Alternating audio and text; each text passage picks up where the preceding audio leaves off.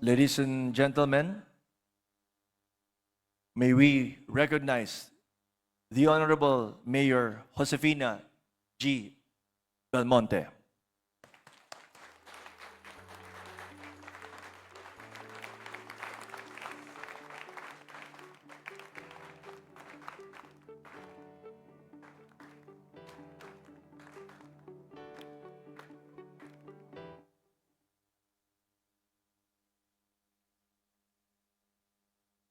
Kindly take your seats, ladies and gentlemen.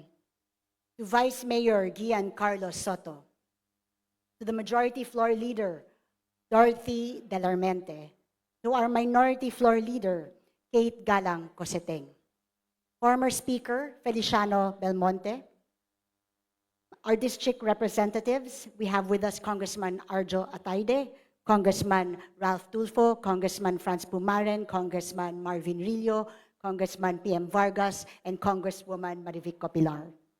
Members of the City Council, members of the Executive Department led by City Administrator Michael Alimurong, to all of our barangay officials that are present here today, to all of our honored guests, mga kapwa ko Q citizens, isang mapagpalayang araw sa ating lahat. Bago ko magpatuloy, nakita ko ang aking asawa, binabati ko siya. Bihira lang po magpakita sa akin yan dito. Ito na naman tayo. Sana nakapag-stretching kayo bago tayo nagsimula. Medyo mahaba-habang usapan ito. Sa totoo lang, tuwing papalapit ang SOCA, hindi ko maiwasang malula dahil kada taon pahaba ang listahan ng ating mga nagawa. Pero nakakatuwa ring magbalik tanaw. Malayo na ang ating narating. Sana sa hapon na ito, may pagmalaki nyo rin na dito kayo nakatira sa Quezon City. Ipinagdiriwang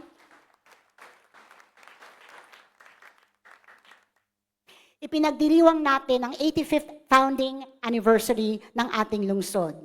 Noong nakarang gabi lang, matapos bunuin ang isa sa mga unang draft ng ating SOCA, pauwi na akong nang napansin ko ang mga salita ni Pangulong Quezon, yung nakaukit sa pillar ng ating main building.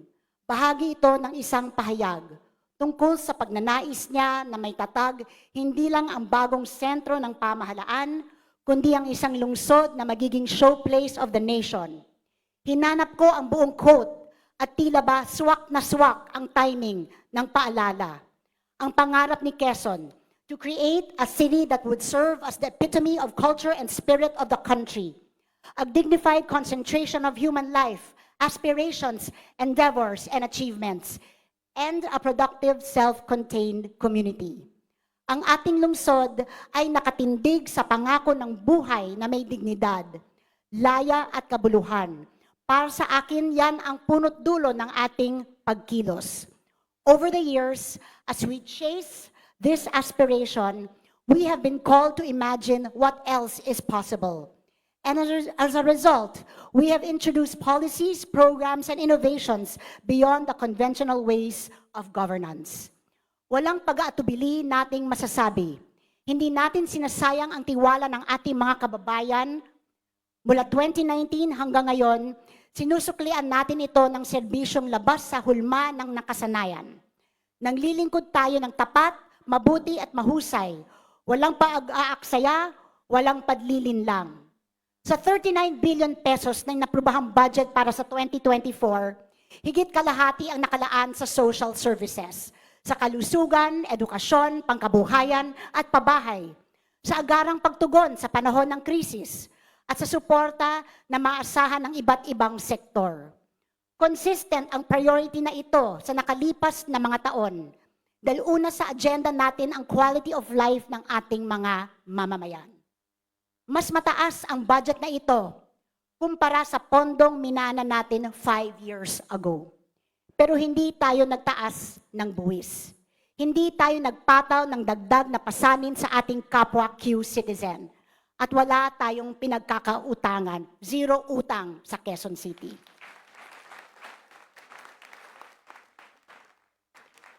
Ang susi maayos at masinop tayo sa pondong ipinagkatiwala sa atin. Bukod sa sulit na sulit ang budget natin dahil sa mabubuting programa, dagdag pruweba rin ang unqualified opinion na 4 consecutive years na nating natatanggap mula sa Commission on Audit.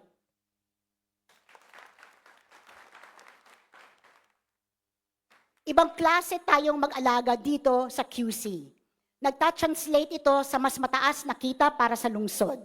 Nitong nagdaang taon, pumalo sa 27.41 billion pesos ang ating locally sourced revenue. At malaking bahagi nito ay ang 22.9 billion pesos mula sa masigasig nating koleksyon ng real property and business taxes. Ayon sa Department of Finance, tayo ang nangunguna sa mga highly urbanized cities in terms of year-on-year growth with a 30% increase between fiscal years 2022 and 2023. Shout out nga kay Tres Ed Villanueva.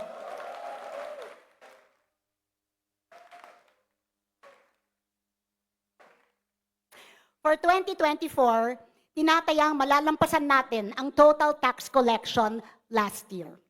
In fact, as of September 30, nasa 15.8 billion pesos na ang ating nakokolekta. Lahat ito ay produkto ng ating pagsisikap na isaayos at padaliin ang mga proseso para sa tax collection at pagnenegosyo. Halimbawa na lang, nito ang ating ordinansa na nagbibigay ng discount sa mga maagang nagsisettle ng kanilang tax obligations. Malaking bagay rin ang ating digitalization efforts sa city government na sinimulan natin para gawing mas convenient ang mga proseso, habang binabawasan ang face-to-face interactions para iwas lagay at red tape. Accessible kahit saan ang ating QC e-services portal, kung saan available na ang 145 online services at transactions ng ating city government. I believe we are the most automated city in the whole Philippines.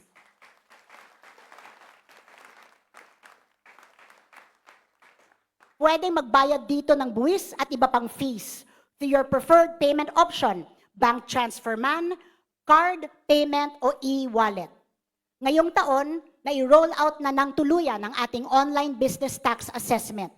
Higit 45,000 taxpayers ang gumamit ng serbisyong ito during the first half of the year, with online tax payments reaching 152.4 million pesos.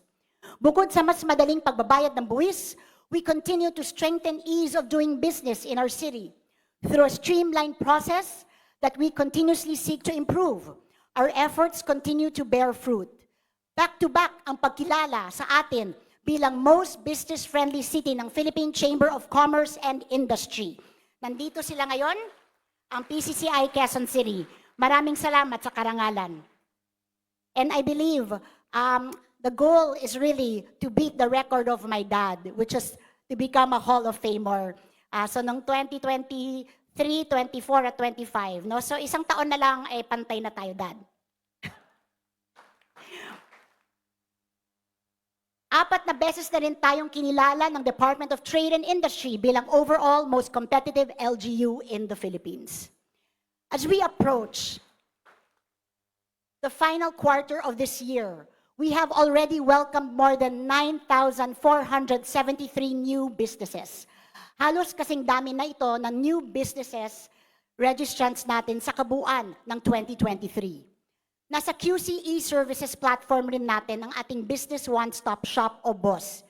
Dito sa QC, isang proseso na lang ang pagpaparehistro ng business name, pag-apply ng business permit, at pag-secure ng barangay clearance. Through our partnership with DTI and all of our 142 barangays, streamlined na ang lahat, kaya ang mga nag-a-apply, di na kailangang magpabalik-balik sa iba't ibang opisina. Under QC Biz Easy, 1 oras lang may i-invoice ka nang matatanggap kung nag-apply para sa bagong business permit. At ang renewal, 10 seconds lang. Libre na rin ang delivery ng hard copy ng permits kasama pati ang mga resibo. Kung hindi naman techie, available pa rin ang mga serbisyong ito sa ating City Hall. In fact, baginhawa na ang on-site experience dahil sa new and improved boss center ng ating Business Permits and Licensing Department. Bukod sa automated ang ticketing system at bago lahat ng computers, balita ko may libreng brewed coffee pa para sa lahat. Bawal ang 3-in-1. Shout out kay Miss Margie Santos Mejia ng BPLD. Absent ba si Margie? Ayan, si Miss Margie. High-tech na rin ang pagkuha ng location clearance ng mga negosyo. Under our automated zoning evaluation system, nagche-check agad kung pwede ang binabalak na negosyo sa isang lugar. At kung hindi, tutulungan natin silang maghanap ng area na akma para dito. Available rin ang impormasyon na ito sa ating public access map since 100% of our registered businesses are already geotagged gamit ang artificial intelligence or AI. Natatrack natin ang trends at patterns ng mga negosyo using all these data, which will help with our land use, zoning, and development plans. As I speak, nakapag-issue na tayo ng 22,824 building permits and clearances na nagpasok ng halos 300 million pesos sa ating lungsod. Lahat ng ito ay dumaan sa ating QC Build Easy na nakatanggap ng Government Best Practice Recognition noong 2023. Dahil simultaneous na ang online evaluation, pre-checking ng building plans, at iba pang bahagi ng proseso. Agad nang nasisimulan ang mga proyektong compliant sa building regulations.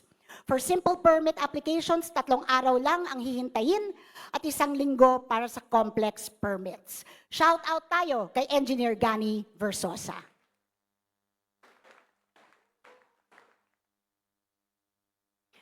At para patuloy na mahikayat ang mga negosyo na tumaya sa ating lungsod, dinagdagan pa natin ang incentives para sa medium and large enterprises. Through the amended Quezon City Local Economic Development Incentives Code, maaari mag-apply para sa 2-year tax exemptions ang mga bago, relocating o expanding na negosyo. Uulitin ko yan ha. May tax incentives ng 2 taon, tama ba si Mike? 2-year tax exemption for all medium and large businesses that relocate in Quezon City.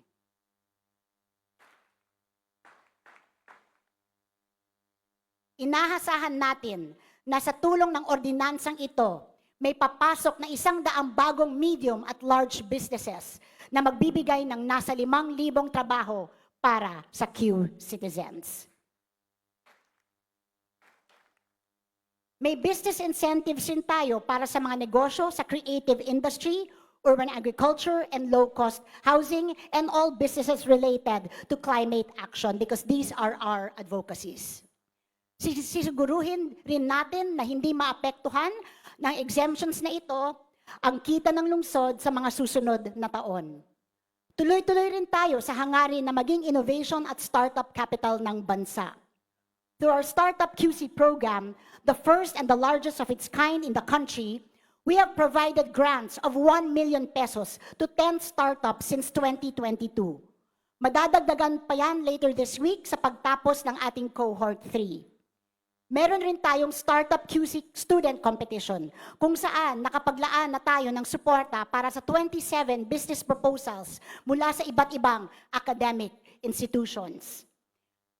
Kapag pinag-usapan natin ang pag-unlad dito sa QC, kasama syempre ang ating maliliit na negosyo na itinuturing na lifeblood ng ating ekonomiya.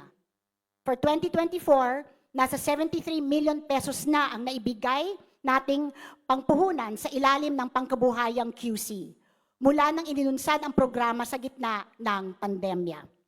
We have supported the entrepreneurial journey of over 60,000 Q citizens, including micro-entrepreneurs, solo parents, OFWs, PWDs, and indigents, with a total of 624 million pesos in capital assistance. Dahil ginabayan natin sila with training, insurance, and e-commerce support, 96.9% na mga negosyong ito ay lumalago na. Shout out naman dyan para kay Ms. Mona Selimyap ng ating Small Businesses and Cooperatives Development Department. Sa POP-QC naman, naibibida natin ang iba't ibang proudly original products mula sa ating lungsod nakabuhayan ng higit 600 entrepreneurs at kooperatiba who collectively earned 18.6 million pesos so far this year. Nakita natin na malaking oportunidad talaga ito para sa budding entrepreneurs. Isa na rito si Everly Aguilar ng Barangay Batasan Hills, nung umaasenso na dahil sa kanyang simot sarap chicken wings. Mula sa masigasig na pagsali sa ating bazaars at trade fairs noong 2023, meron ng 5 branches ang negosyo ni Everly at magbubukas na rin siya ng branch sa Alabang. She is able to pay it forward by giving jobs to now 40 employees. At nagsimula si Everly sa programang Pangkabuhayan QC ni Ms. Mona. Salamat sa ordinansang ipinasa natin nitong Abril, ang mga sari-sari store owners at iba pang nano-entrepreneurs, legit business owners na rin. Ang 500 pesos na registration fee, all-inclusive na. May access sa training, financial grants, at iba pa.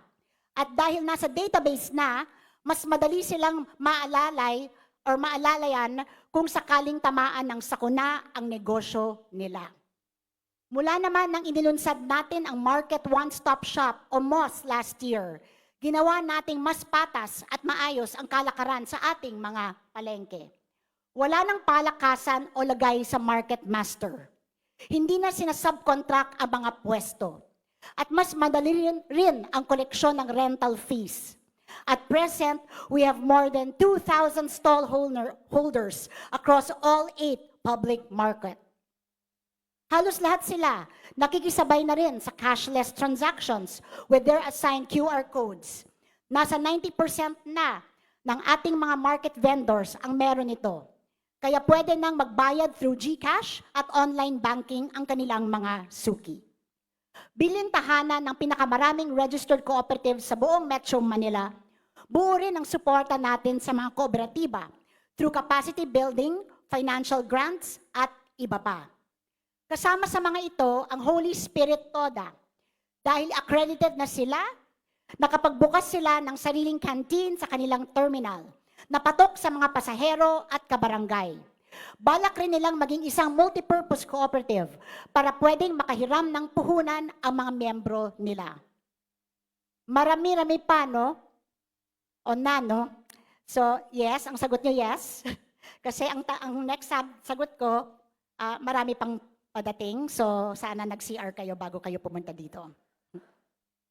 But all of these programs are proof that we are bringing economic empowerment within everyone's reach, especially for those who need it the most. Kapag sinabi natin kasama ka sa pag-unlad, hindi lang ito slogan, kundi isang pangako na ating pinaninindigan. Maliban sa kabuhayan, tinututukan rin natin ang iba't ibang aspeto para sa overall welfare ng ating mga kababayan. Tuloy-tuloy ang ating pagkilos para mapadali ang pagpaparehistro para sa life documents gaya ng birth certificate bilang kauna-unahang online birth registration system sa bansa. Muling kinilala bilang finalist sa Galing Pook Awards ang ating Quezon City Birth Registration Online o QC Bro. Shout out tayo kay Sir June Carino ng Civil Registry Department. 2 straight years na tayong finalists sa Galing Pook. Sana naman magwagi na tayo ngayong Miyerkules when we defend. Higit 53,000 births na ang naitala sa QC Bro mula nang ilunsad natin ito noong 2022. Nakita natin na halos naalis na ang kapabayaan o negligence bilang dahilan ng delayed registration. Dahil fina-facilitate na sa ating mga ospital o birthing facilities ang pagre-rehistro ng mga bagong silang na sanggol. So ang ibig sabihin nito, there are 0 delayed registrations in Quezon City as of the moment and 0 ang mga batang walang birth certificate. Nagsasagawa rin tayo ng regular caravans sa mga barangay para mairehistro na rin sa wakas ang mga Q-citizens na matagal nang namuhay na walang birth certificate. Siguro kung may QC Bro, walang Alice Go. Ngayong 2024, pinalawig na natin ang online services para mapadali rin ang marriage and death registrations. So online na rin ang pagrehistro ng inyong kasal. So, hindi kayo pwedeng magkaroon ng dalawang misis, ha? Mga punong barangay. Samantala, pumalo na sa 1.1 million Q-citizens ang nakarehistro sa ating QCID program, kung saan integrated na ang iba't ibang serbisyo ng ating city government. Mula scholarship applications, pabahay, health services, pati na ang paghiram ng libro sa ating mga public library at iba pa. Sa kapwa nating Q-citizens, mag-avail na rin kayo ng QCID dahil bukod sa mas madaling ma-access ang ating services, meron pa tayong dose-dosenang partner merchants na nagbibigay ng promo at discount sa lahat ng QCID holders. Dito sa QC, sinisikap natin gawing abot kamay ang kalusugan. Yung tipong nasaan ka man sa lungsod, pwede mong makuha ang tulong na iyong kailangan. Mas tinututukan natin ang pag-enroll ng mas maraming Q-citizens sa PhilHealth. Ngayong Universal Healthcare Integrated Site na ang ating lungsod. Sa ilalim nito, mabibigyan na ng access ang mas maraming Q-citizen ng mga serbisyo, gaya ng consultation, health risk screening, at mga piling lab test at gamot sa mga accredited PhilHealth consulta providers sa lungsod. Nagiging posible na ito dahil sa Integrated Health Information System. Isa na lang ang database para sa patient records. Ibig sabihin, pwede kang pumunta sa kahit anong city-run health facility para sa konsultasyon, treatment o mga gamot. Hindi na kailangang paulit-ulit ikwento ang medical history mo at inaasahang mas mabilis ang pagtulong sa iyo. Nababantayan rin natin kung nasunod ba ang reseta mo. Mas efficient na rin ang endorsement kung sakaling kailangang i-refer ka sa ibang facility. Operational na ang database sa ating city clinic. Sa higit 60 health centers sa ating lying-in clinics, animal bite treatment centers, social hygiene clinics, at maging sa ating molecular laboratory. Para naman sa city government, mas madali nating natutukoy kung anong mga gamot o serbisyo ang kailangan ng ating mga komunidad. Mas maayos rin ang coordination among our healthcare providers. So ang ibig sabihin ng HIS, if you belong to one health center, your records are in that one health center, you can go to a health center in the other part of the city and your records will be accessible there. Kaya hindi rin pwedeng dayain ang sistema. Kasi malalaman natin kung nakakuha ka na ng gamot sa isang health center at hindi ka na pwedeng kumuha pa ng same medicines in other health centers. And this will ensure efficiency in our expenditures and hindi pagsasamantalahan ang ating pong pamahalaan. Malaking tulong rin ang pagkakaroon ng sapat na doktor sa ating mga health center. Mula sa isang doktor kada 2 facility nung tayo po ay unang maupo, ngayon, meron na tayong 79 doctors na nakatutok sa 66 health centers. This was my campaign promise to all of you. Para matiyak na matutugunan maski ang malalaking barangay. Kasabay ng pagsasaayos ng ating health facilities, 2 bagong health centers ang binuksan natin ngayong taon. Ang West Riverside Health Center sa Barangay San Antonio at ang Rojas Health Center sa Barangay Rojas. Nakikipagsabayan rin ang ating local hospitals sa pagpapabuti ng serbisyo. Halimbawa, ang Quezon City General Hospital ang kauna-unahang local government hospital sa Pilipinas na nag-aalok ng fellowship training program sa geriatric medicine bukod pa sa 10 residency accredited training programs na meron ito. Ang Novaliches District Hospital naman, kinilala na bilang Newborn Screening Satellite Continuity Clinic nitong Setyembre, making it one of 4 such clinics in Metro Manila. Ang Rosario Maclang Bautista General Hospital naman, isa sa mga outstanding level 2 hospital sa buong bansa. Para naman makontrol ang non-communicable diseases, patuloy ang pamimigay natin ng libreng maintenance medicines para sa hypertension at diabetes. Nasa higit 156,000 na ang nabigyan natin ng gamot this year. Kahit hindi senior citizen, pwede makapag-avail nito. In fact, 43% sa ating mga beneficiaries ay non-senior citizens. Ngayong taon, inaprubahan ang pagkakaroon ng iba pang klase ng maintenance medicine sa ating National Drug Formulary. Soon, pati mga Q-citizen na may iba pang mga chronic health conditions, mabibigyan na rin ng libreng gamot. The only reason why we're not able to give this free medicine is because it is not approved by the DOH, but now they have approved a much longer list of medicines, and therefore our Q-citizens can expect to receive more of their urgent healthcare medications starting next year. Samantala, by January next year din, lahat ng higit 300,000 na senior citizens dito sa Quezon City makakatanggap na ng libreng bakuna kontra pneumonia at flu. Lahat ng senior citizens sa Quezon City. Pati tatay ko makakatanggap. Isa rin sa mga ipinagmamalaki nating programang pangkalusugan, ang QC Human Milk Bank, na muling kinilala bilang finalist ng Galing Pook sa taong ito. Magkaribal sila ng QC Bro. Napakalungkot kasi parehas na napakagandang programa. Mula nang buksan natin ang Milk Bank 10 years ago, libo-libo ng mga sanggol at mga pamilya ang ating natulungan. Lalo pa tayo ang pinakamura at pinaka-accessible na milk bank. Sa atin, 100% ng requests ay natutugunan.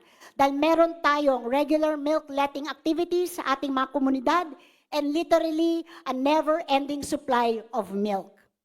Ang supply natin nakakatulong rin sa mga sanggol sa iba't ibang lugar, lalo na during crisis situations. Our milk was donated to children in Taal during the threat of the eruption. Nung nasunog ang PGH, nag-donate din tayo ng gatas doon. At kapag may sakuna, matik, tinatawagan tayo ng iba't ibang mga LGU para humingi ng gatas sa mga children or babies at risk nila.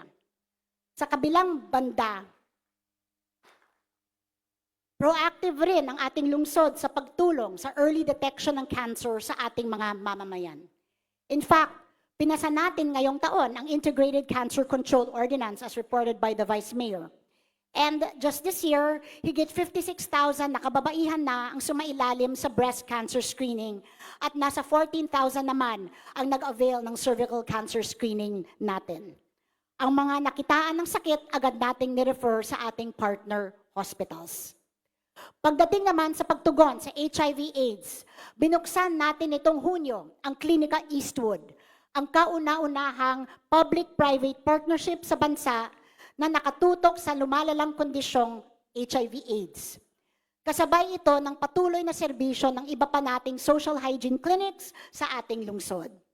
Mula nang nagbukas ang Klinika Eastwood, mahigit 900 tests na ang naisagawa dito. Nais nating makasunod sa 95-95-95 target ng World Health Organization. 95% of people with HIV know their status.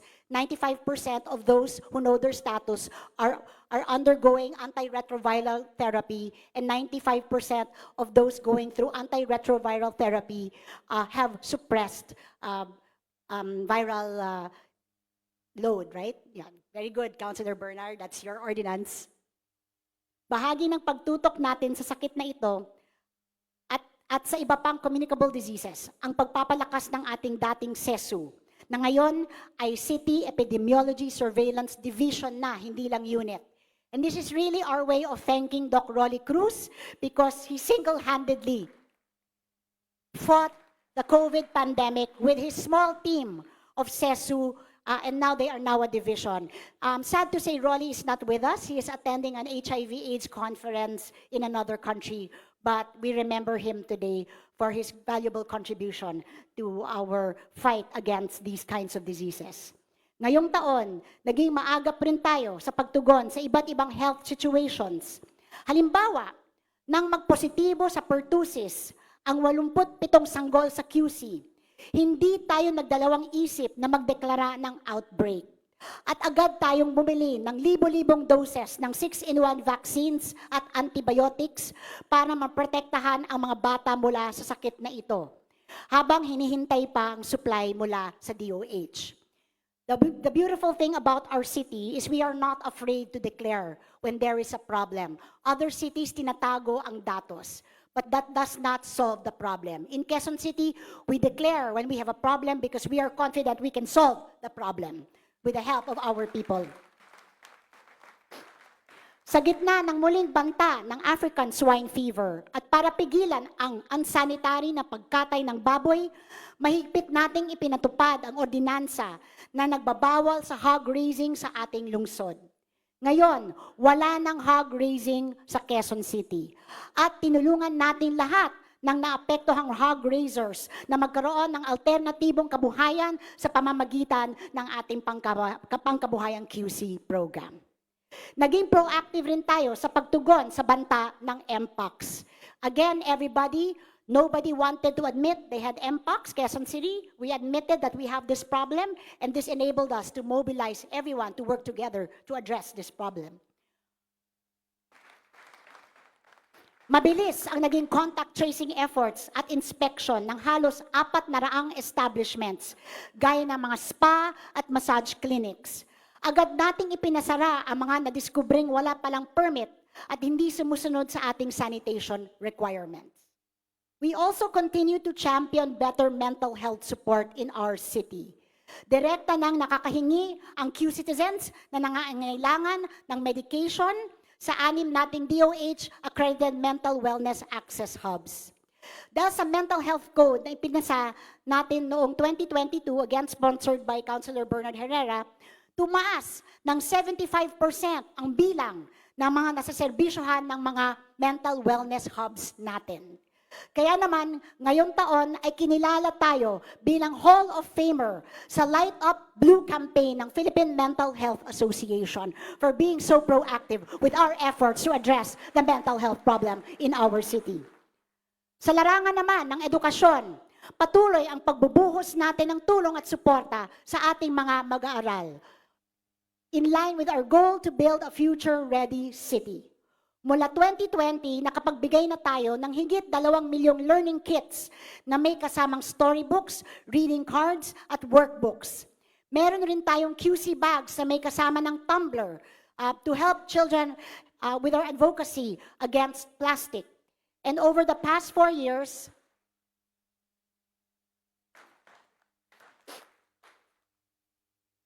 pero nabalitaan ko yung mga nanay yung gumagamit ng tumbler, hindi yung bata. We have also distributed over 300,000 tablets to our students. Nasa halos 10,000 laptops naman ang naipamahagi na natin sa ating mga teachers na mas buwelo na magturo dahil may magagamit na rin silang smart TV, projectors, at sound systems. Shout out kay Ms. Maricris Veloso at kay Ma'am Carlene Cedilla and the rest of the SDO staff. Ngayong taon, nagdiriwang ng 30th founding anniversary ang ating Quezon City University. There is much to celebrate.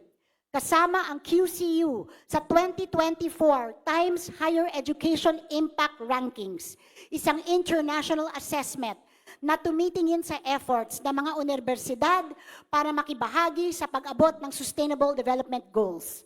In fact, tayo ang natatanging local university sa Pilipinas na napabilang sa listahan na ito ngayong taon. Bahagi rin ng milestone celebration ng QCU ang pagpapasinaya ng bago nitong 7th-story academic building. Kasunod nito, binuksan natin ang QCU Center for Urban Agriculture and Innovation, katuwang ang Department of Agriculture. Kasama na sa 10 course offerings ng pamantasan ang computer engineering bilang tugon sa tumataas na demand sa computer at data analytics.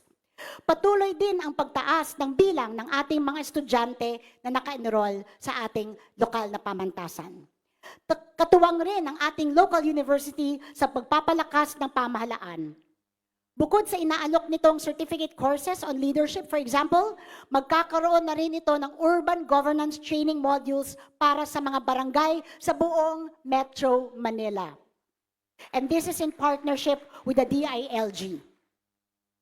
So ang sinimulan natin with our barangay officials, kayo ang naging unang batch, kumbaga guinea pig, ay naging matagumpay, nakita ng DILG, at ngayon, dahil sa inyo, ay itong kursong ito ay magiging available na sa lahat ng mga punong barangay at kagawad at barangay officials sa buong Metro Manila. So kudos to all of our barangay officials who believe in the program, and a shout out to Ma'am Tere Atienza for her vision for our university. Samantala, going strong rin ang ating scholarship program mula 2019. Mahigit 31,000 na ang scholars ng ating lungsod. At ang good news, lampas 11,000 na sa kanila ang nakapagtapos ng pag-aaral. Dahil sa ordinansang ipinasa ng ating City Council, hindi lang honor students ang pwedeng maging scholar. Mas marami ng kabataan mula sa vulnerable sectors ang maaring makatanggap ng scholarship. Meron rin tayong scholars na youth leaders, as well as those pursuing sports, arts, and postgraduate programs. Halos doble na rin ang stipend na natatanggap ng bawat scholar, with a 64% increase sa budget ng ating scholarship program sa school year na ito. Patuloy rin ang pagsasaayos natin ng ating mga pasilidad para mabigyan ng kaaya-ayang learning environment ang ating mga mag-aaral. May bagong school building na ang Betty Go Belmonte Elementary School at tuloy-tuloy ang rehabilitation work para sa facilities sa iba't ibang paaralan sa ating lungsod. Bahagi rin ng pagpapabuti ng infrastructure ang mas mabilis na internet connectivity para sa ating mga eskwelahan. Dumadaloy na sa lahat ng ating public schools ang 695 high-speed internet lines, or 695 high-speed internet lines. With our pivot towards educational technology, naglaan na rin tayo ng pondo para madagdagan ang mga computer units sa mga eskwelahan. With the help of partner organizations, we have improved.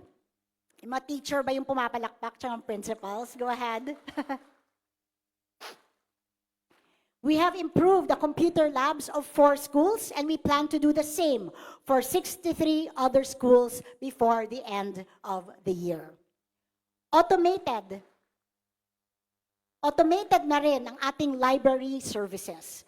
May online database na tayo ng extensive na catalog ng Quezon City Public Library, including our main library dito sa City Hall grounds at ang 32 branches natin across the city. Kaya pati pagre-reserve ng libro, pwede nang gawin through our e-services platform. But we are also proud of the on-site experience in our libraries. Marami ng raves at good reviews tayong natatanggap from students, remote workers, and anyone looking for a space to be productive in. Meron pang Japanese and Korean lesson sa ating library. So shout out tayo kay Ma'am Marisa Chico for her innovative library services.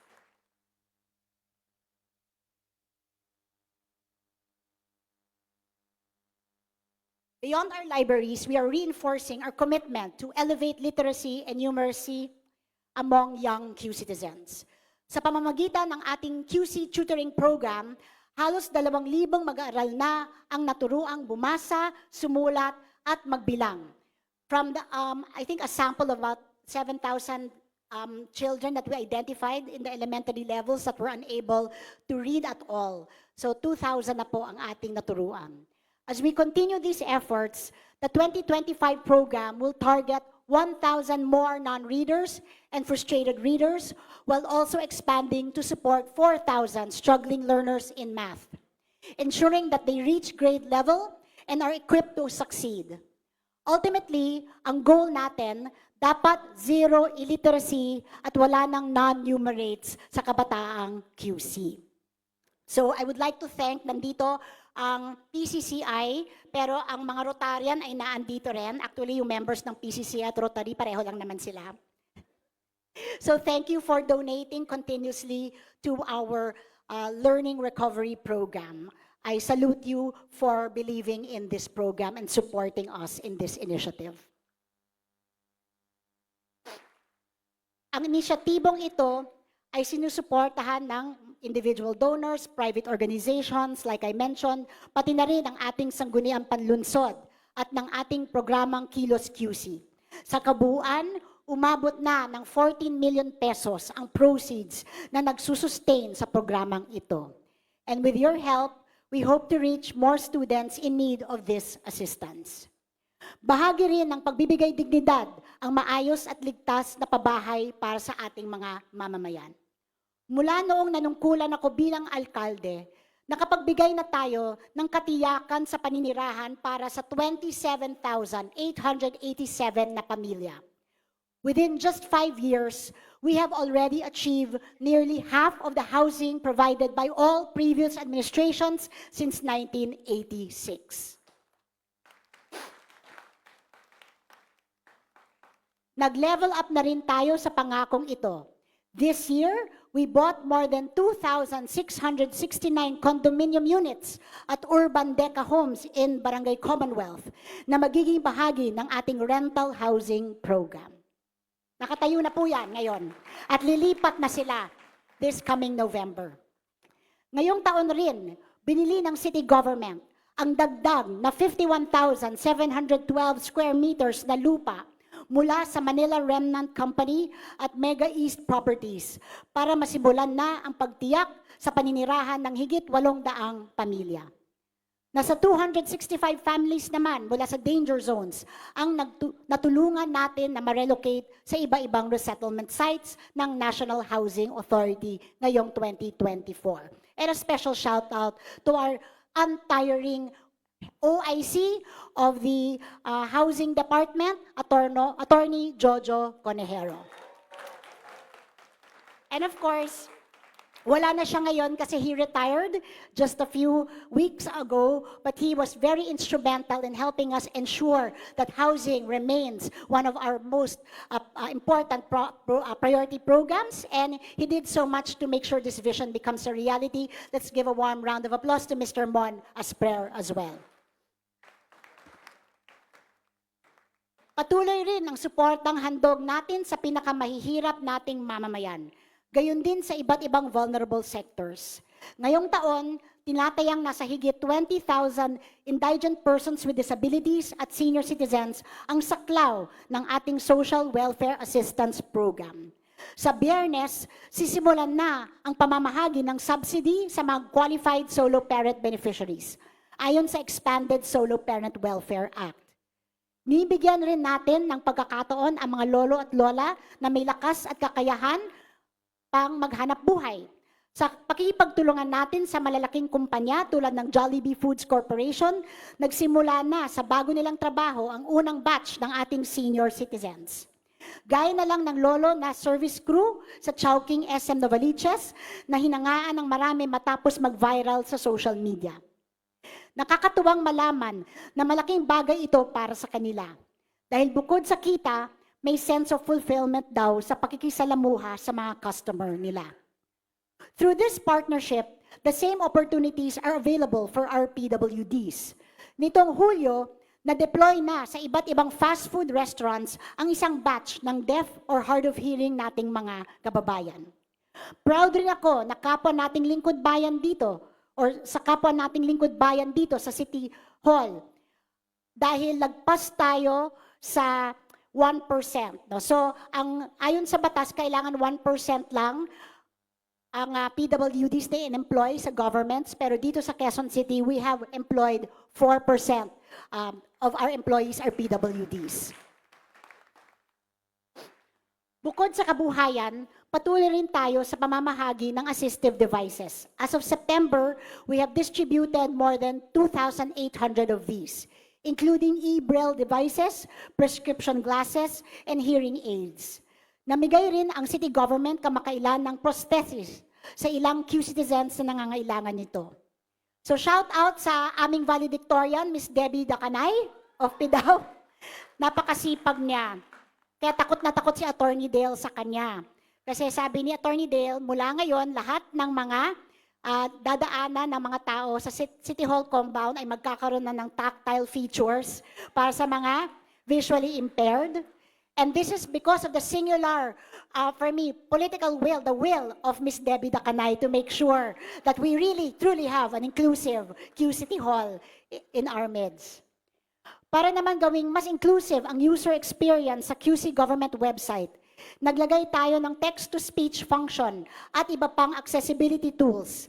Atin ang kauna-unahang PWD-friendly LGU website sa buong bansa. Ayon sa non-profit organization na Adaptive Technology for Rehabilitation, Integration, and Empowerment of the Visually Impaired. Consistent sa ating pangako na dapat no woman left behind, binibigyan rin natin ng pagkakataong matuto at maging produktibo ang persons deprived of liberty o PDL na kasalukuyang nasa loob ng QC Female Dormitory. Sa pamamagitan ng ating livelihood programs, nakatutulong pa rin ang women PDL sa kani-kanilang pamilya dahil kumikita sila habang nasa detention facility. Since 2021, umabot na sa halos 5 milyon ang earnings nila through their handmade crafts. Binibigyan rin natin sila ng pagkakataon na makapag-aral. Daan-daan sa kanila ang nagtapos ng elementary at high school. Nakagraduate na rin ng BS Entrepreneurship ang unang batch ng women PDLs na napag-aral natin in partnership with the Quezon City University. We are also offering a basic housekeeping course for PDLs together with Park Inn by Radisson North EDSA Hotel. Kumpleto ang learning experience nila dahil nagsaset up talaga ang ating partner ng model na hotel room sa loob ng female dormitory. Nagsisilbi na rin, before that, I just want to stress as well, na pagkatapos dumaan sa training ang ating mga PDLs at makalaya na sila, they will be absorbed by the Radisson Hotel. No?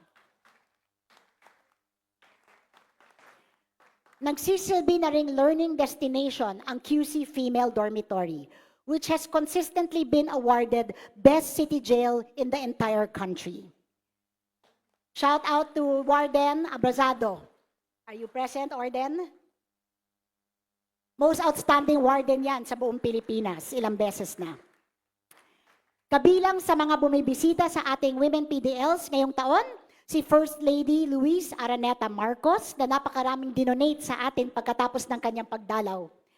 At ang First Lady ng Singapore na si Jane Yumiko Itogi Shanmugaratnam at iba pang mga foreign dignitaries. Binibigyan rin natin ng tulong pangkabuhayan ang mga nakalaya ng women PDLs. Bukod sa kanila, libo-libong kababaihan na ang tinutulungan nating makapagsimula ng sari-sariling tindahan. Kasama na rin ang solo parents, mga asawa ng drug dependents, at survivors ng gender-based violence. Samantala, nasa 600 workers associations na ang natulungan nating iparehistro sa DOLE. Collectively, they represent an estimated 22,000 workers o manggagawa sa ating lungsod. Ang layunin natin, maiangat ang kalagayan at bigyan ng dignidad ang mga manggagawa sa ating Quezon City. Halimbawa, we are working towards elevating the status of our paleros who are among the poorest of the poor. Ang dating waste pickers, ngayon tinatawag na nating resource collectors. Higit 3,000 ang ating resource collectors mula sa Barangay Payatas. Bilang suporta sa kanilang pagle-level up, sinisimula na natin silang ipadala sa libreng training ng TESDA para sa proper waste collection. Dagdag pa rito, may financial assistance at iba pang livelihood training at workshops para sa kanila at kanilang mga pamilya. Higit pa rito, inirerehistro na natin sila, itong mga manggagawa natin, sa SSS, PhilHealth at Pag-ibig. Sa kabilang banda, buong sigasig tayong kumikilos para maabot ang goal na zero child labor dito sa ating lungsod. Sinimulan natin ang proseso sa masusing profiling, kung saan natin nadiskubre na may higit 10,000 child laborer sa Quezon City. Mula rito, nagbaba tayo ng iba't ibang interventions tulad ng educational assistance, psychosocial support, at livelihood para sa kanilang mga pamilya. Nitong nakaraang taon, naipasa na natin ang ating anti-child labor ordinance. Thank you kay Councilor Egayap. Dahil sa mga ito, higit 20% na sa mga batang ito ang naalis natin sa child labor. 20%, that's 1/5 of the 10,000. Tinanggal na natin sa child labor thanks to your ordinance. Tuloy-tuloy pa ang ating pagkilos para mapataas ang bilang na ito. Again, the goal in Quezon City, zero child labor. Isa rin tayo sa mga nangunguna sa advokasya laban sa online sexual abuse and exploitation of children as the worst form of child labor. Naipasa na natin ang ordinansa laban dito. sa paglalayon na palakasin ang ating mekanismo for child protection. Kasama sa mga hakbang na ito ang ating Unified Referral System at ang preventive programs para may bahagi ang issue na ito sa mas nakararami. Sa usapin ng inclusivity, marami nang nagawa ang ating lungsod bilang advocate ng tunay na pagkakapantay-pantay. Isang dekada mula nang ipakilala natin sa bansa ang kauna-unahang Gender Fair Ordinance, we continue to blaze trails in uplifting our Q-citizens and fellow Filipinos across all forms of sexual orientation and gender identity and expression, whether in our workplaces, schools, or other spaces of opportunities. Together with our partners, we hosted the biggest Pride Festival in Southeast Asia with over 200,000 gathering in our city this June to advocate for equality and freedom. Kasabay ng ating Pride celebrations, isinagawa rin natin ang kauna-unahang graduation rites kung saan malayang nakapagmarcha ang mga miyembro ng LGBTQIA+ community dressed based on their SOGI, symbolically receiving their diplomas as they truly are. Patuloy rin ang pag-i-issue natin ng right to care card sa queer couples bilang pagkilala sa kanilang kapasidad for medical decision making. Sinusuportahan ito ng ating ordinansa na natatakda na dapat i-recognize ito ng lahat ng ospital dito sa Quezon City. Patuloy na umaani ng papuri ang Right to Care Card program natin with over 43 awards from here and abroad. This week, we will be receiving the Bahaghari Champion Award for this initiative as well. And of course, thank you, Councilor Bernard Herrera, because you again are the author of this ordinance. And I know that the City Council has received an award for the Right to Care Card ordinance, as well as the Mental Health Code of Quezon City. Ang ating ordinansa naman, kinilala bilang Asia's most excellent and innovative legislation. Sa usapin ng kaligtasan at emergency response, tuloy-tuloy ang mga serbisyo sa ilalim ng ating centralized helpline 122. Mapasunog man, baha, aksidente, krimen, karahasan o iba pa. Sinisikap natin na agad makatugon sa idinudulog na suliranin sa atin. Kasama rin sa mga pwedeng itawag sa helpline 122 ang mga kaso ng violence against women and children at online sexual abuse and exploitation of children. Ngayong taon, na-integrate na rin natin sa Helpline 122 ang pagtugon sa mental health concerns at emergencies. We have operators who underwent training for calls of such a nature. Meron rin tayong crisis responders na nagsanay sa ilalim ng National Center for Mental Health because we recognize that this is one of the growing concerns in our city. Umabot na sa higit 75,000 calls ang ating nasagot nitong 2024. Kabilang na ang ilang panawagan para mag-rescue ng mga biktima ng domestic abuse. Sa ngayon, we are raising awareness for our helpline, especially among our young Q citizens. Halimbawa, inilagay natin ang reminder na ito sa likod ng kanilang notebooks para makabisado na nila ang 122, lalo kung naghahanap sila ng tulong para sa mapanganib na sitwasyon. Nangunguna rin ang ating lungsod sa pagtugon sa negatibong epekto ng sugal sa ating mga komunidad. Sa ilalim ng Helpline 122, nakakatugon tayo sa mga apektado ng gambling addiction at gambling-related harm. Ngayong taon, idinaos natin ang kauna-unahang International Conference on Gambling and Gaming Addiction, na buong pusong sinuportahan ng PAGCOR at ng ating advocacy partners.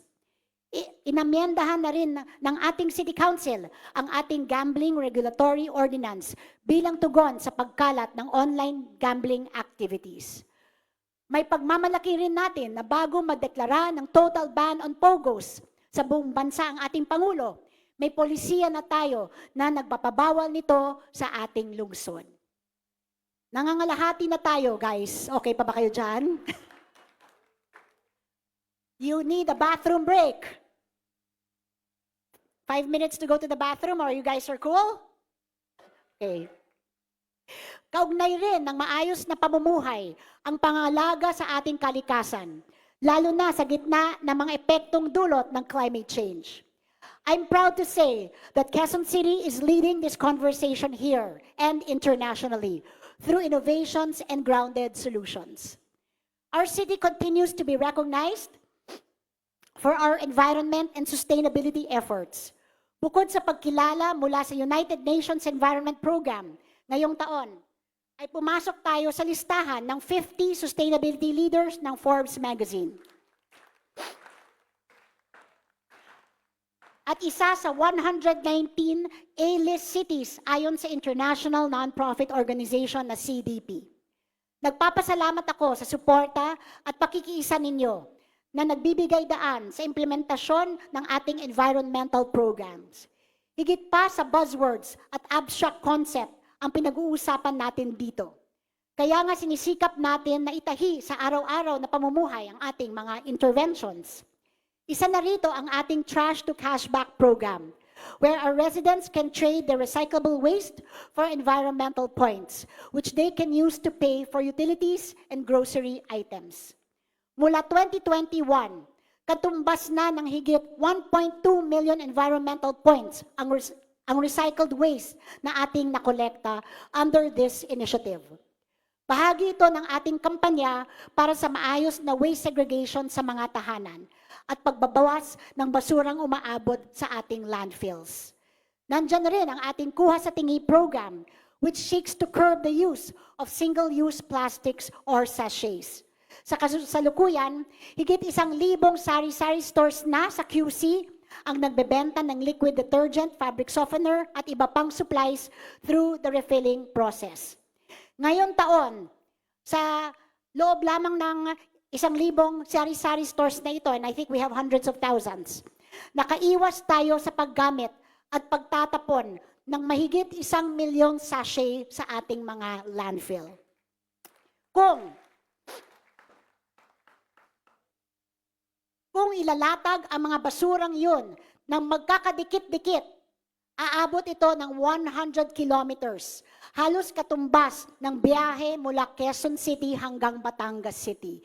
1,000 stores doing refills, 100 kilometers of sachets not thrown in our landfills. Ano pa kaya kung mas maraming sari-sari stores ang umampon ng teknolohiyang ito? So, ako ay nakikiusap sa ating mga punong barangay na suportahan ang programang refilling na ito para makabawas sa problema ng plastic sa ating pong pamayanan.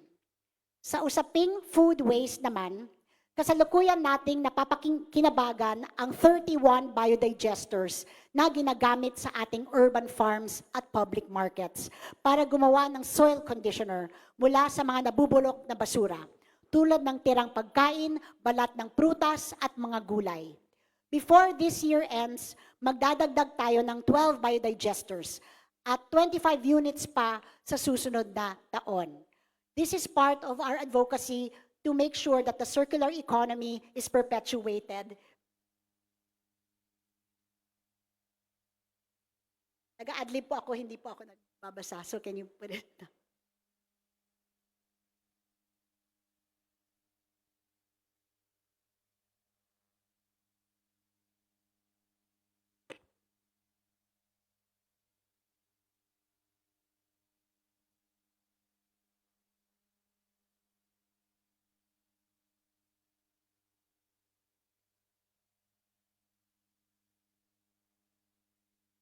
Pero hindi lang tayo sa city government ang may magagandang ideas tungkol sa sustainability at resiliency. This November, we will be recognizing outstanding barangays, youth organizations, and companies through our QC Green Awards. Nakakatuwa dahil mula sa 83 applications noong 2023, pumalo na sa higit 100 ang mga entries ngayong taon. Kasama na ang mga ospital at eskwelahan. And I'm very happy, sandali lang, wag ninyo, I'm making ad-lib. And I'm really happy because this advocacy, we're going to come out with an ordinance, no, which is the Green Building Ordinance, and the City Council is currently working on it. But despite the fact na hindi pa napasang ordinansang ito, napakarami ng mga establishmento, mga kabataan, mga organisasyon, ang ating mga barangay, lahat ay nakikiisa na sa advokasiyang pangalagaan ng kalikasan. This shows that we don't need a law for us to do the right thing for our environment and our planet. At yung law na yan, ay nandyan lang yan, pero I know even without it, all of us will eventually cooperate because all of us want our children to inherit a better planet and a better future. May pagmamalaki rin natin ang patuloy na pagpapalawak ng ating Urban Farms Initiative. Maraming salamat sa lahat ng ating mga barangay na niyakap na rin ang programang ito. I think more than 93 of you barangay captains have already adopted our urban farming program. This is proof that good green jobs are possible even in an urban jungle like ours. At ngayong taon, nadadagdagan pa tayo ng 346 urban farms. In total, higit 25,000 na ang ating urban farmers dito sa Quezon City. These are people that had no jobs before or had very minimum means of earning a living, and now they are professional urban farmers and able to fend for themselves. At the same time, providing food for our Q citizens. At present, ayaw nyo naman galawin, ano ba talaga? Nakakapag-supply ang ating urban farms ng halos 44,000 kilos na mga gulay at prutas para sa libo-libong pamilya sa ating lungsod. Can you imagine that? I was just reading the news today wherein sinabing food security is one of the main problems of our country today, and in Quezon City, we are now able to produce our own food. Thank you to the support of everyone present today, especially our barangay leaders. Binibigyang pansin rin natin ang kalidad ng ating katubigan. Pagkatapos nating mabuo ang Quezon City Water Quality Management Plan, nagtalaga tayo ng 48 monitoring stations na nagsasagawa ng regular water sampling, partikular na sa mga ilog ng San Juan, Tulyahan, Marikina, at Maykawayan. So we have air quality sensors, we now have water quality sensors, and that is how serious we are to look after the planet that we are living in. Natapos na rin ang 224 rainwater harvesting systems na ipinatayo natin sa 119 public schools sa ating lungsod. Sa tulong nito, makakapag-imbak tayo ng hanggang 932,000 liters ng tubig ulan na pwedeng gamiting pandilig ng mga halaman at panlinis ng ating mga pasilidad. So shout out lang tayo kay Engineer Dale Peral, our co-valedictorian, summa cum laude, for his amazing innovations in engineering. Okay pa ba kayo? Okay, marami pa. Sinisikap nating maging tapat sa pangako na hindi tayo mag-aaksaya, a mindset that we also apply to our infrastructure plans. Halimbawa, nandito tayo ngayong hapon sa ating bagong MICE or MICE Center na nagsisilbing key events venue para sa ating lungsod. Inabutan natin na abandonado na ang proyektong ito noong 2019 nung ako ay maupo. Hindi pa tapos. Pero para hindi masayang, we decided to repurpose this project into a functional facility which can host local and international events moving forward. And now, something that would have been a white elephant is now being used by all of us today. Throughout the past year, we have chosen to implement several projects internally instead of externally. This approach involves using the city's own resources and manpower instead of bringing in an outside contractor. Because of this, our projects are being completed much faster at less cost. Best value for money, ika nga. And I know I want to mention that to Kong Ralph because he and I share the same advocacy, and Kong Arjo for really good governance. And so many of our projects here have been completed without having to be bidded out to a contractor, and now we're able to complete them at a much lower cost, much higher quality, and much faster than if we had contracted them out to a kontratista. Ngayong taon, natapos natin ang 117 rehabilitation projects para sa iba't ibang public facilities. Kasama na ang ating mga tanggapan dito sa city government, health centers, mga kalsada at paaralan. Meron na rin tayong manual na inilabas para sa government infrastructure projects para i-standardize ang pagsunod natin sa lahat ng regulatory requirements ng iba't ibang ahensya. Kasama na rin dito ang pagsisiguro na lahat ng ating infrastructure projects ay PWD accessible, as I said earlier. Meron na rin tayong 40 new parks sa buong lungsod. Tama ba? 14? Diba 93?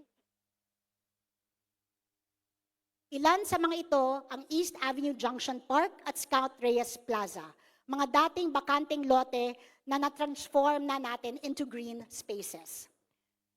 Sa ngayon, ito yung 93. Sa ngayon, meron na tayong 93 na bagong park infrastructure projects sa lungsod. Kasama na ang community, linear at pocket parks, Gora lanes, pedestrian alleys, green walls at vertical gardens at historical monuments. Kasama rito ang Alley 44 at Alley 22 sa Diliman na muli nating dinedevelop bilang alternative routes sa ating pedestrians. Maliwanag at maliwalas, may landscaping at PWD-friendly ang walkway na ito dahil may mga rampa. I'd like to mention this because yesterday or 2 days ago, I spoke at a forum on livable cities, and everybody in that forum said, what makes a city livable? It is more green and open spaces. And we hear the people of our city and the rest of the metropolis calling out for more green and open space, and that is why our government is committed to doubling the number of parks in our city by the year 2028. So, shout out to Architect Red Avellino. Hindi mo pa man nagawa, alam kong mapagtatagumpayan mo yan. Samantala, na-transform natin ang isang vacant area sa Payatas Controlled Disposal Facility para maging self-sustaining plant nursery, kung saan manggagaling ang mga puno at halaman para sa ating mga greening programs. So hindi na tayo umaasa pa sa iba, sa DNR o iba para sa ating mga seedlings. We have our own plant nursery now, and our goal, 1 million trees by 2028. Pwede bang 2026, hindi 2028? Kaya ba?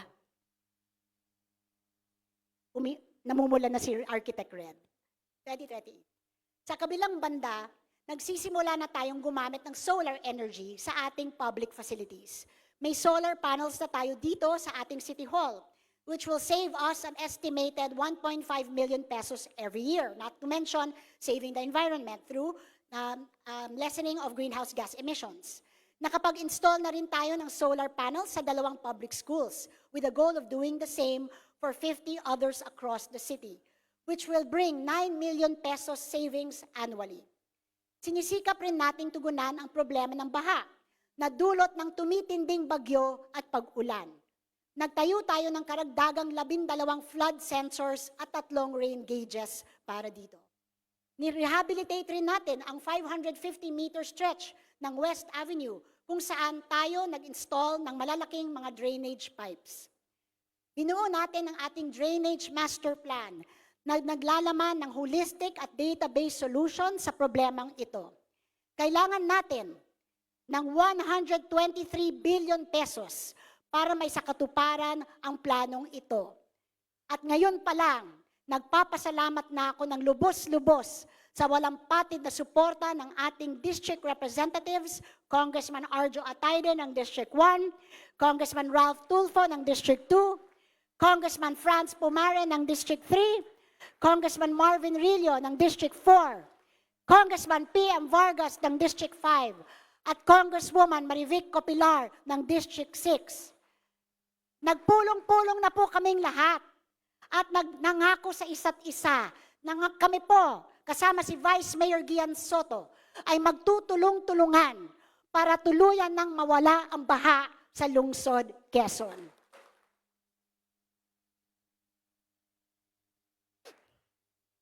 Sa patuloy na suporta for better mobility, na-expand na natin ang ating bike lane network, covering a total of 102.57 kilometers for phases 1 and 2.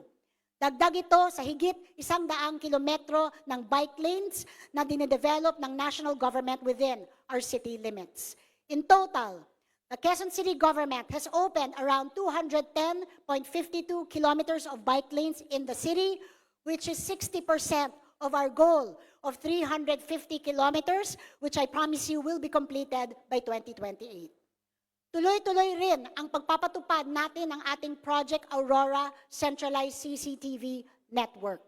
With over 1,000 CCTV cameras already connected to this system under Phase 1, ngayong Phase 2 naman, inilalatag natin ang fiber optic system para sa real-time viewing ng footage ng ating cameras at pagpapalaki ng storage capacity so that we can save the recordings for future reference. Underway na ang Phase 3 na maglalagay ng additional na 1,500 CCTV cameras na i-connect sa ating system. Our target is to install a total of 3,000 cameras in strategic locations around the city. We will also integrate 60,000 cameras in this network, including those from our other government facilities, security agencies, businesses, private institutions, of course, our barangays, and all agencies with CCTVs around the city. With interoperable CCTVs and interconnected CCTVs, wala na pong kriminal ang makakatakas mula sa lungsod Quezon. So sa ating pong bagong QC District Director, Colonel Buslig, yan ang regalo ko sa iyo, ha? All of these new equipment. Basta siguraduhin mo, bawal ang kriminal sa Quezon City. Zero criminality in Quezon City. Para patuloy na gawing mas maliwanag at ligtas ang ating mga kalye at daan, nagdagdag tayo ng 1,355 streetlights ngayong taon. Bahagi ito ng 4,000 streetlights na ating naipatayo na mula 2019. Trending rin ang ating mga bagong electric buses na ating idadagdag sa fleet ng mga bus ng Quezon City. Bukod sa pagbibigay ng ligtas at libreng transportasyon, ito ay alinsunod rin sa rekomendasyon ng Enhanced Local Climate Change Action Plan ng ating lungsod para mabawasan ang greenhouse gas emissions natin. Because these buses can accommodate more passengers than the traditional buses. And we also hope down the line to help reduce the number of cars on our roads. Patuloy rin ang ating pag-aaral tungkol sa paggamit ng clean energy para sa mga charging stations for our new electric buses. Kapag naging successful ito, electric buses na ang gagamitin natin sa ating libreng sakay program. So now we have regular buses, mababawasan ng 8 dahil may 8 tayong electric, pero kung type ng mga mamamayan natin, lahat yan gagawin na nating electric, yung libreng sakay. Okay? Okay, gusto niyo ng break? Okay lang kayo? Naiiyak na ako. Ito na, malapit na. Now, on to our institutional development efforts na bahagi ng panata natin to gain and sustain the trust of our fellow Q citizens. Una, Quezon City government is now ISO certified, which is another proof that our delivery of services are in line with international standards. Sa patuloy na pagpo-professionalize ng ating city government, sinisikap rin nating iparamdam ang suporta sa ating mga kawani. Sa loob lang ng 5 taon, 2,439 City Hall employees na ang na-regular. Alinsunod sa ating monthly personnel selection board. Dati, pag end of term lang ni Mayor, nagkakaroon ng regularization. Tama, Kong Franz? Pero ngayon, linggo-linggo, ay meron na tayong personnel selection board. Meanwhile, 1,533 of our employees have been promoted this year alone, which exceeds the number of promotions in the 9 years of the previous administration. Tinitiyak natin ang lahat ng appointment at promotion sa city government ay base sa qualifications at skills. Hindi uso dito sa atin ang palakasan at padrino system. Bukod pa rito, patuloy din ang rationalization para madagdagan ang bilang ng plantilla items at masigurong may sapat na regular positions ang iba't ibang opisina. Pinaigting rin natin ngayon taon ang ating Leadership and Development Program para palakasin ang leadership, project management, customer service, at technical and foundational skills ng ating mga empleyado. We are also proud that we are attracting young people from top universities who are inspired to enter public service and wish to start their journey here in the Quezon City government. For example, in the office of the city administrator alone, nasa 100 ang nakapagtapos with Latin honors, including our own city administrator. So kung dati, kinamumuhian talagang maglingkod sa pamahalaan dahil isip na mga nasa universidad na ito, puro tayo nangungurakot, ngayon gusto na nilang magtrabaho sa ating city government. In fact, the valedictorian of the Ateneo last year is working here in the Quezon City government now, together with so many cum laudes from UP, from LaSalle, from PUP, and from other top universities.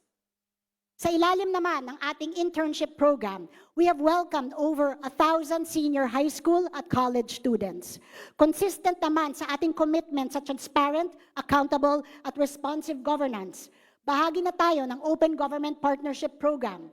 We are one of only 15 LGU members from the Philippines that are part of this good governance program.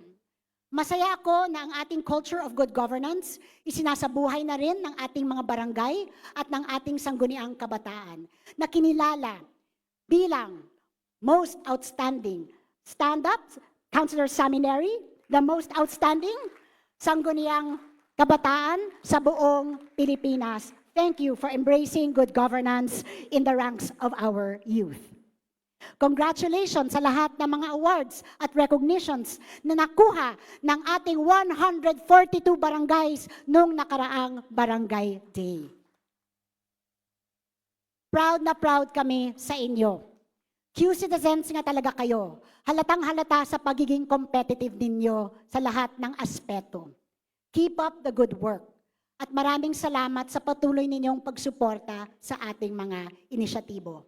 I once heard from another leader that awards are not important because we have to work for the people. Alam naman ninyo who said that. But I disagree. Because when you have an award, our dear barangay leaders, that is your resibo.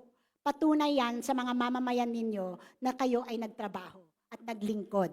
At hindi sila dapat magsisi na kayo ang hinalal dahil tunay kayong nagtrabaho at may ipapakita kayo sa kanila na nagawang tama para sa kanila. We always say that our capacity to govern is only as good as our ability to listen.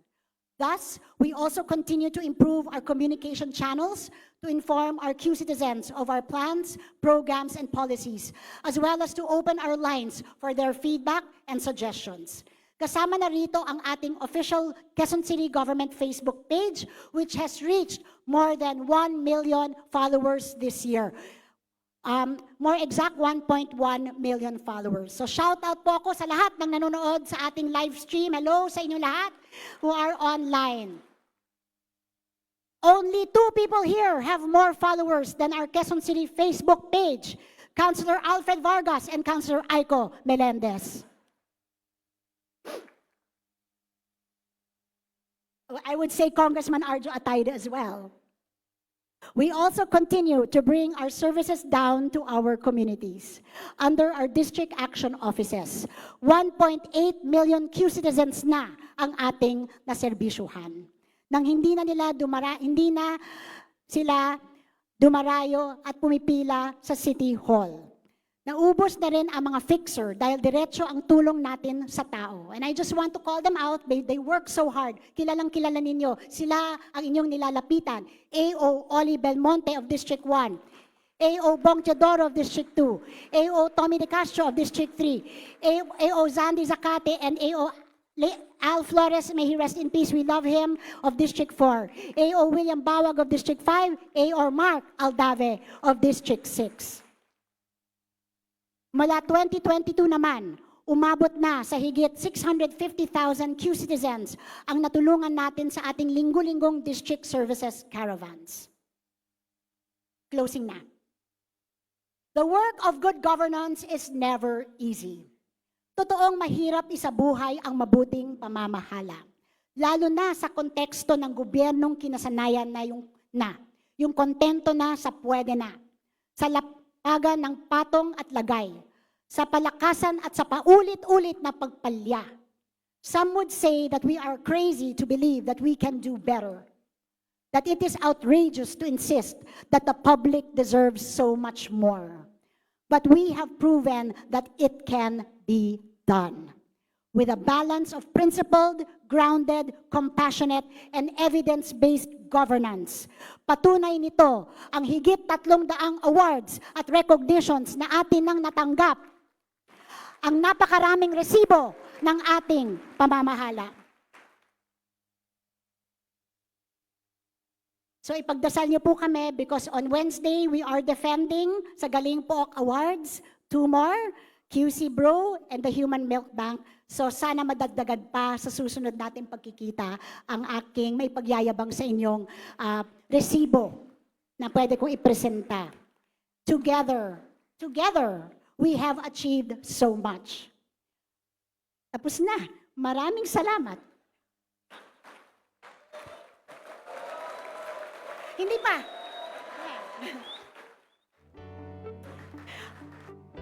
Nasi-CR na kayo. Sandali lang.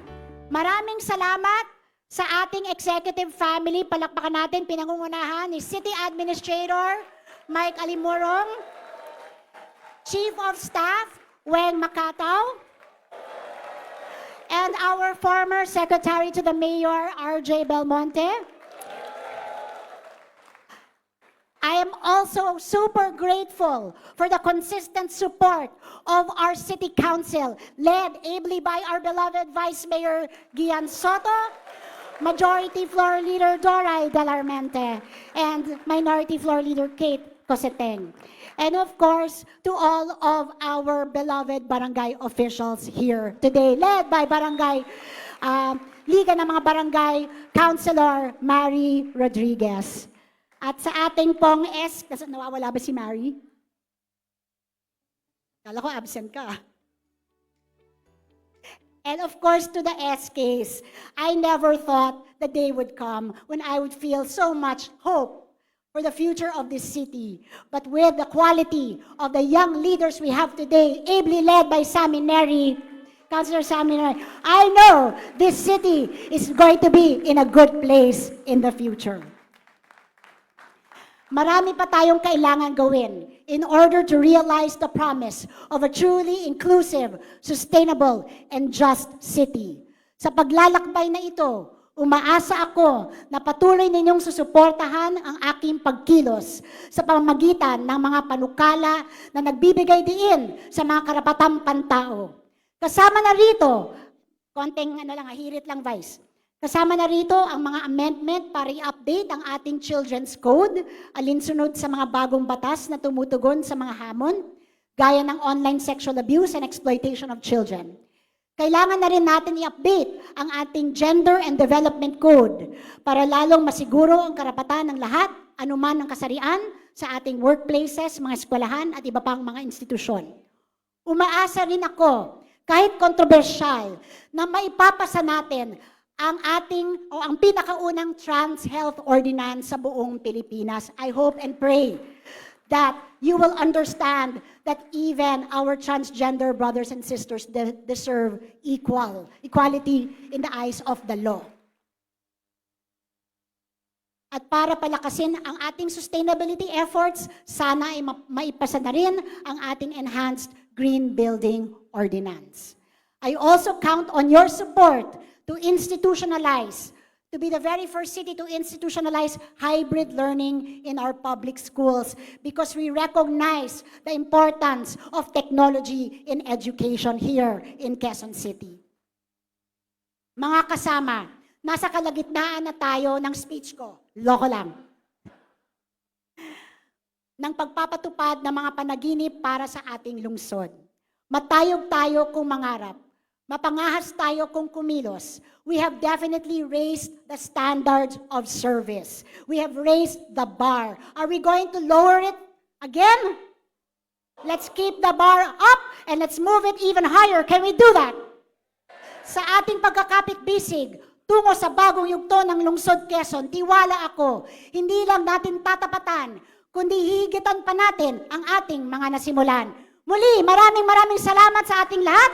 Lagit lagi isang karangalan ang maglingkod dito sa lungsod Quezon. Mabuhay tayong lahat! Mabuhay ang lungsod Quezon!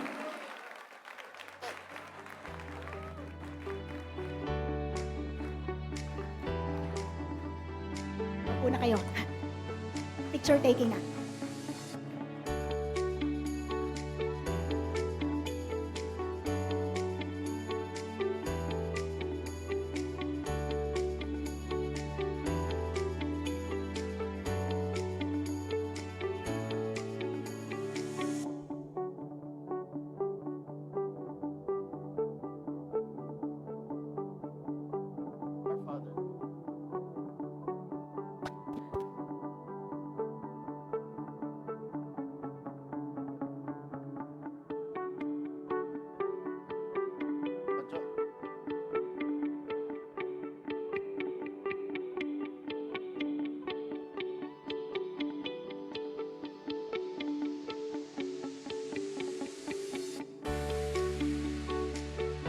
Councilor Dorothy Delermente.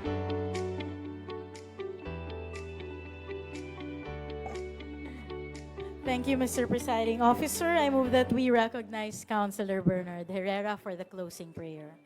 Councilor Bernard Herrera is recognized. Yes, let's all stand up and put ourselves in the presence of the Lord. In the name of the Father and Son and the Holy Spirit. Amen.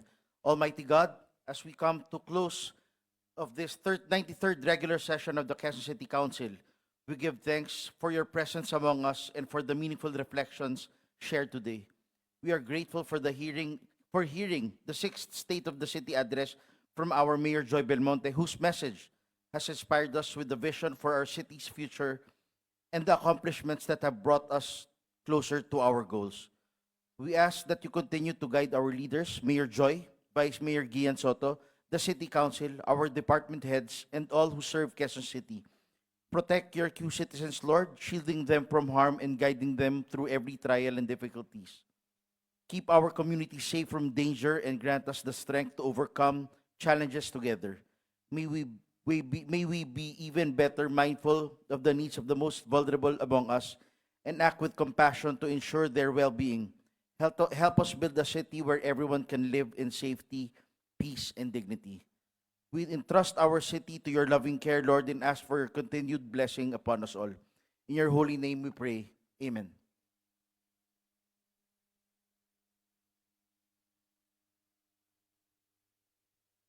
Thank you very much, Councilor Bernard Herrera.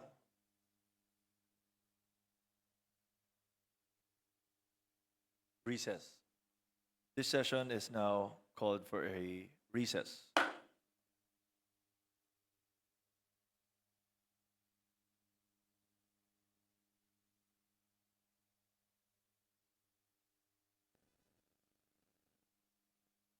Let's congratulate again our beloved Mayor, Mayor Joy Belmonte.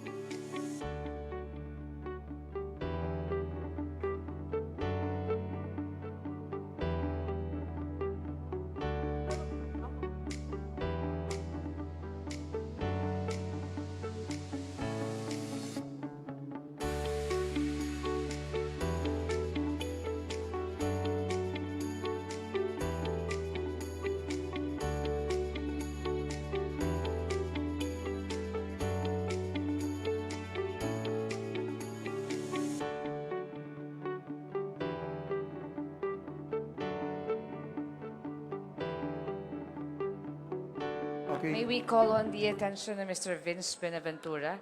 Can you please proceed in front of the stage? Thank you. Okay, mag-start po tayo sa ating family and guest of the Honorable Mayor. Please proceed to the podium for the photo ops. After the respective photo ops, please exit to the right of the stage and proceed to the second floor of the building to get cocktails. Next, stand by near the podium. Family and guests of the Honorable Vice Mayor.